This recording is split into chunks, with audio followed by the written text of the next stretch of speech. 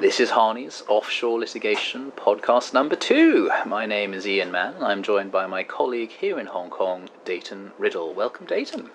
Hi, Ian. Thanks for having me. Not at all. So thank you for coming. And we've got a very interesting topic ahead of us, common law recognition. Correct. I believe today we're going to be talking about the case of Supreme Tycoon.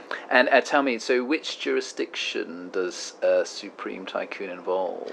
It actually fits into 2 jurisdictions. Okay. Initially, the company was incorporated in the BVI. Which is where you come in? Exactly. And they were seeking, the company was seeking recognition in Hong Kong, common law recognition in Hong Kong. Yeah.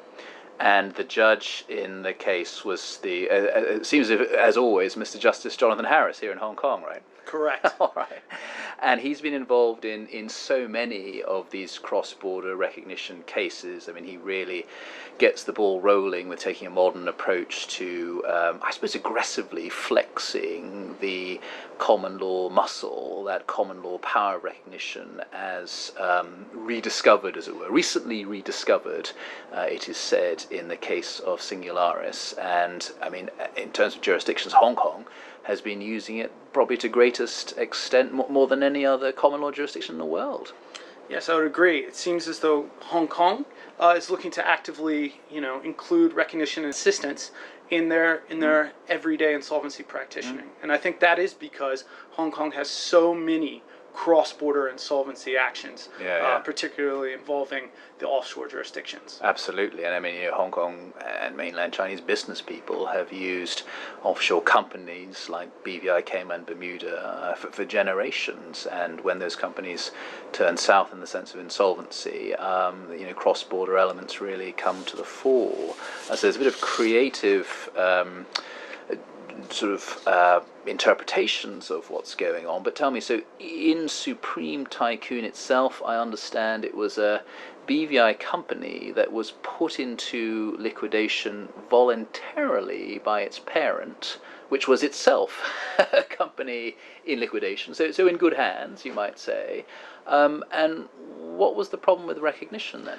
Well, the problem with recognition is that there has been case law, in particular, I believe you mentioned earlier, Singularis, where Lord Sumption stated that common law recognition, there's no power to recognize a voluntary liquidation, as I believe he quoted in his orbiter that it would be akin to a private arrangement. So the question was whether or not the Hong Kong court could use common law recognition to recognize the winding up via a shareholder resolution. I mean, I think you're right to describe it as obiter, because he's just sort of describing what he says already exists in the common law. And he says, it's at paragraph 25 of Singularis, he says it's available, common law recognition, to assist the officers of a foreign court of insolvency jurisdiction or equivalent public officers. But, I paraphrase, he said it would not, for example, be available to assist a voluntary winding up, which is essentially a private arrangement. But in the case of Supreme Tycoon, it was a sort of odd mix of the two, wasn't it? What had happened there? Well, initially, as you stated earlier, the parent went into liquidation following a creditor petition. A compulsory liquidation. Yeah, compulsory liquidation. Okay. And sought a letter of recognition from the Hong Kong court, which they were granted. Good. Following that, the liquidators, acting on behalf of China Culture, which was the parent, signed a written resolution to put Supreme Tycoon into liquidation. They then sought recognition and assistance from Mr. Justice Harris.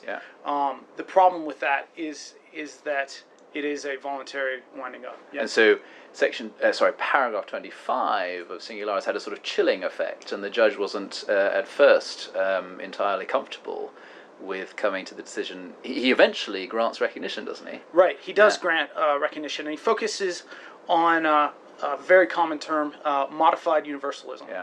He focuses on the fact that Supreme Tycoon was a winding up that appeared to be a collective insolvency in nature, that focused on the collective enforcement of debts for the benefit of a general body of creditors.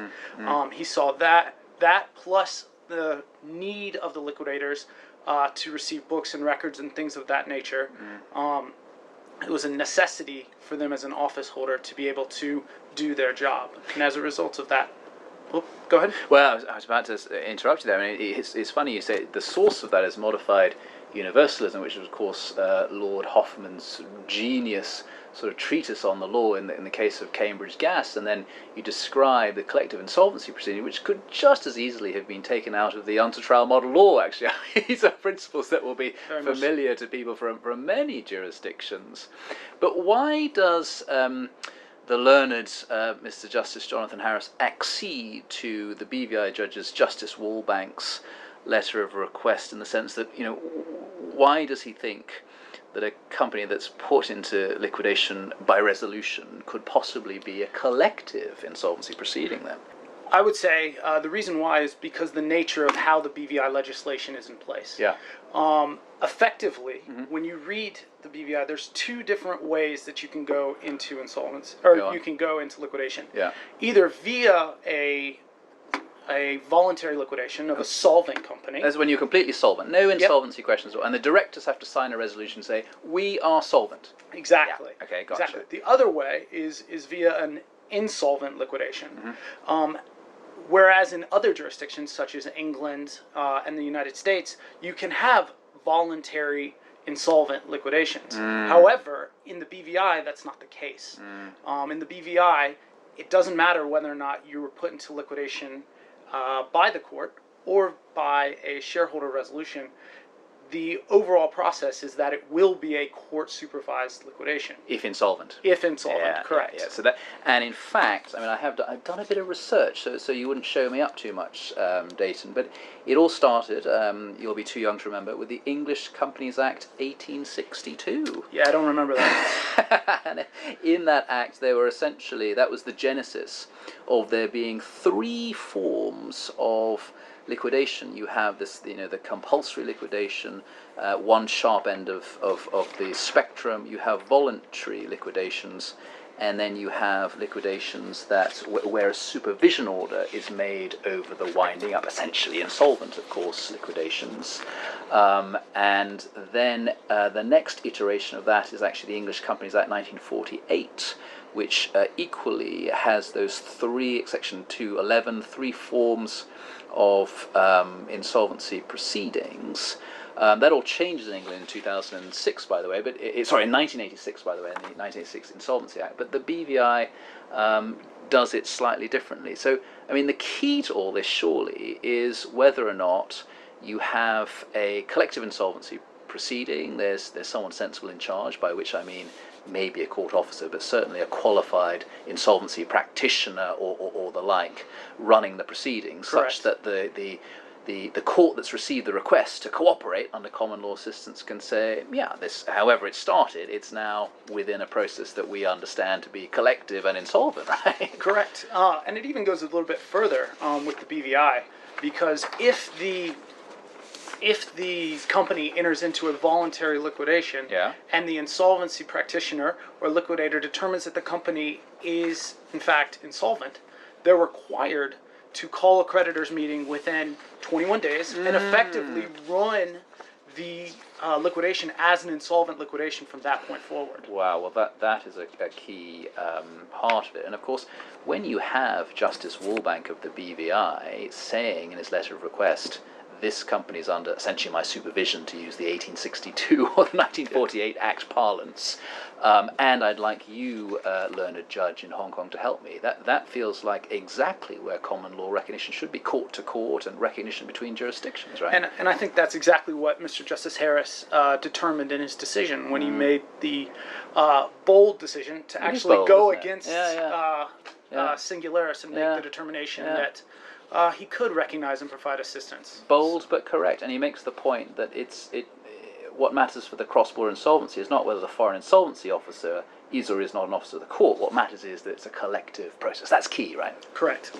And with that, wow, time went by really quickly. Thank you so much for having me. It was an absolute blast. Time flies when you're having fun. Thank you, Dayton.